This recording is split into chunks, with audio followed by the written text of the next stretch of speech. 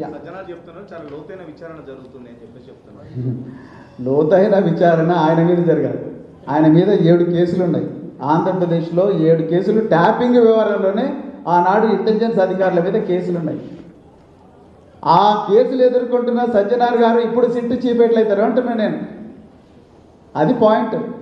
ఏ నైతిక హక్కుతో ఇవాళ 9 పోలీస్ స్టేషన్లో కేసులు ఉన్న సజ్జనార్ గారు సిట్ చీఫ్గా ఎట్లా నియమిస్తారు డీజీపీ గారు? ఈనాటి డీజీపీ ఆనాడు చీఫ్ ఆఫ్ ఇంటెలిజెన్స్, ఆనాడు డిఐజీ ఎస్ఐబి, ఈరోజు కమిషనర్ ఆఫ్ పోలీసు.